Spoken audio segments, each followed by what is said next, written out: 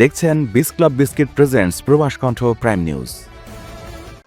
Malaysia জুড়ে অবৈধ প্রবাসী বিরোধী বিশেষ অভিযান অপারেশন পান্তাওয়ের মাধ্যমে ব্যাপক তৎপরতা চালাচ্ছে দেশটির ইমিগ্রেশন বিভাগ। গত ২০ মার্চ থেকে গতকাল পর্যন্ত মালয়েশিয়ার বিভিন্ন জনাকীর্ণ এবং চিহ্নিত হটস্পটগুলোতে অভিযান চালিয়ে মোট ৩,৮২৭ জন বিদেশি নাগরিকের নথিপত্র পরীক্ষা করা হয়েছে। আজ এক বিবৃতিতে এই তথ্য নিশ্চিত করেছেন মালয়েশিয়ার ইমিগ্রেশন বিভাগের মহাপরিচালক দাতুক জাকারিয়া শাবান। বিবৃতিতে তিনি জানান, দেশের আইন মেনে চলা নিশ্চিত করতে উৎসবের মৌসুমেও এই ধরনের প্রয়োগকারী কার্যক্রম নিরবিচ্ছিন্নভাবে পরিচালিত হচ্ছে। মালয়েশিয়ায় থাকেন, আন্তর্জাতিক কর্মপরিবেশে স্মার্ট ও সফল ক্যারিয়ার করতে প্রস্তুত, তবে আপনাকে খুঁজছে প্রাণ মালয়েশিয়া।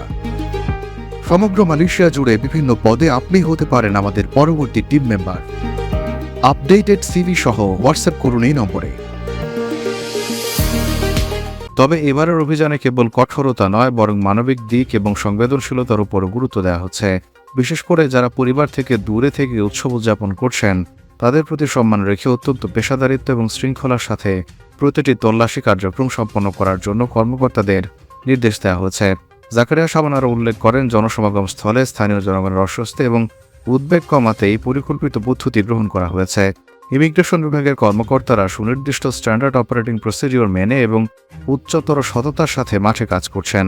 আইন প্রয়োগের এই বিষয়টি কোনো নির্দিষ্ট সময় বা উৎসবের উপর নির্ভর করে না, কারণ আইন লঙ্ঘন যে কোনো সময় হতে পারে। তবে কৌশলগত দিক থেকে উৎসবের ছুটিকে সাধারণ মানুষের চলাচলের ধরন পর্যবেক্ষণ করে অভিযান চালানো হলে তা অধিক কার্যকর হয়। ইমিগ্রেশন বিভাগ স্পষ্ট করে জানিয়েছে, প্রতিটি পদক্ষেপ গোয়েন্দা তথ্যের ভিত্তিতে নেওয়া হচ্ছে, কেবল সময়ের খাতিরে নয়। তারা আইনের প্রয়োগ এবং সামাজিক সম্প্রীতির মধ্যে ভারসাম্য বজায় রেখে কাজ করতে প্রতিশ্রুতিবদ্ধ। প্রবাস কণ্ঠ নিউজ ডেস্ক।